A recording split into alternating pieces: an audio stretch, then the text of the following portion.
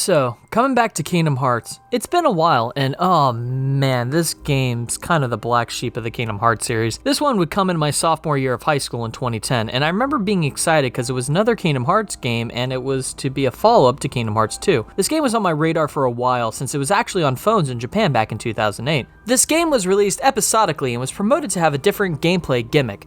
Now, back then, American phones were like flip phones and Blackberries. In fact, we had a Kingdom Hearts game on cell phones, but it wasn't canon like any other game, and it was loosely based on the franchise simply called Kingdom Hearts, dubbed by fans as Kingdom Hearts VCast, because it was made specifically for the Verizon cast. I actually remember playing this one briefly, since I didn't own a phone in 2005, and I played it on my mom's, I think, once, and this game wasn't even made by Square. Disney let a company named Superscape make it, but we aren't talking about that. We are here to talk about this one.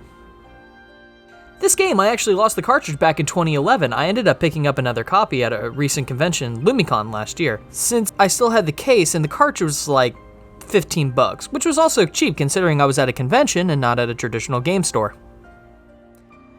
Alright, I guess no more hesitation. As you know, this game had a cutscene version on the PS3 and PS4, and the only way to truly play it is with the Nintendo DS.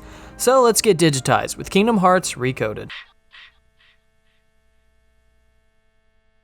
Oh boy, where do we start with this one? So, this game takes place after the events of Kingdom Hearts 2. Jimmy's looking at his two journals, the one chronicling the events of Kingdom Hearts 2, the other from Kingdom Hearts 1, but only having the words "Thank Naminé" in it, thanks to Marluxia erasing Jimmy's journal or whoever did it, but because of that, something else was written. So, Mickey looks it over and digitizes Jimmy's journal and makes a virtual world out of it.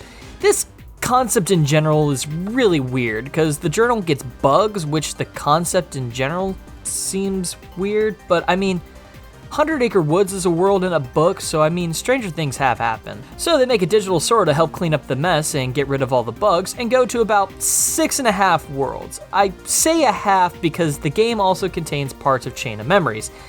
So you go through each world kinda twice, so it's a retread of a retread of a remake of the original. I just can't even begin. So, here's the breakdown. Digisora goes through an abridged version of both games, then the story comes in.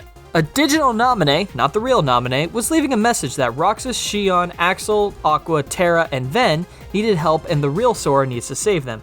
Mickey writes a letter telling Sora this, which is what is in the letter at the end of Kingdom Hearts 2, for Sora and Riku to go take their Mark of Mastery exam.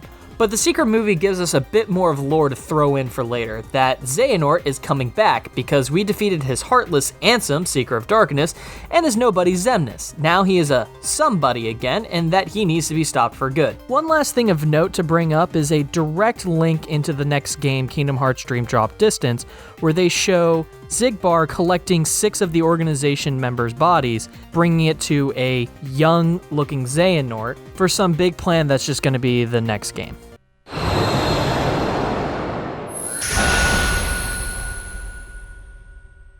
That is the whole story, at least the important parts of Recoded, and the story is really not needed. It could have been easily thrown in real quick at the end of any other game leading up to this, which is why the game is included in as a movie and not a full-length game. The problem with this game is that it's not something we haven't already seen by this point.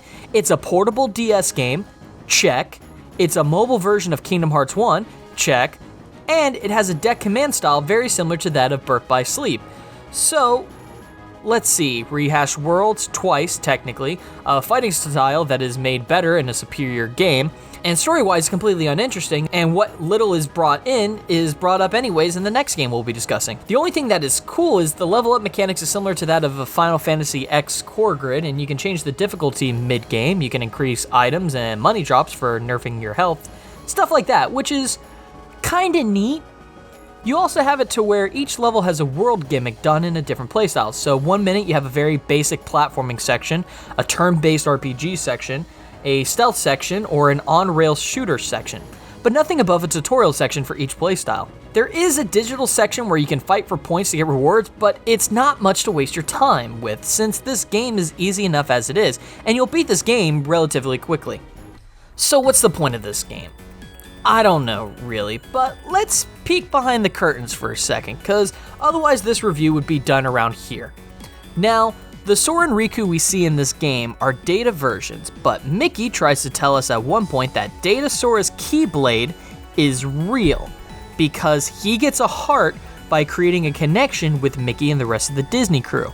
So knowing that a being made up of data can grow a heart based on people around them and their connections. While this means nothing for someone like Data Sora, since we will hopefully never have to see him again, but someone like Recooplica from Chain of Memories and Shion, who are replicas created by Vexen, are artificial copies of people.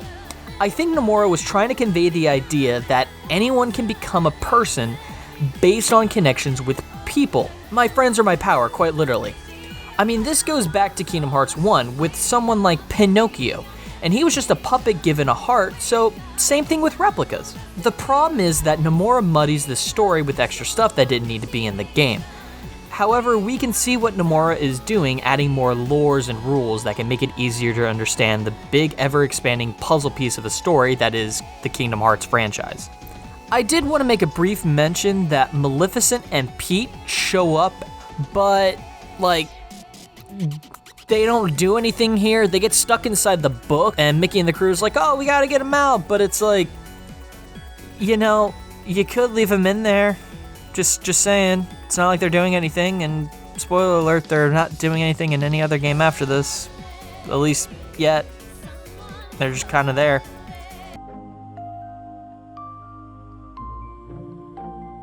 So, you can skip this game and watch the movie if you want. If you skip it entirely, no one would blame you, nor would you miss anything except this game's enemies that show up in Kingdom Hearts 3.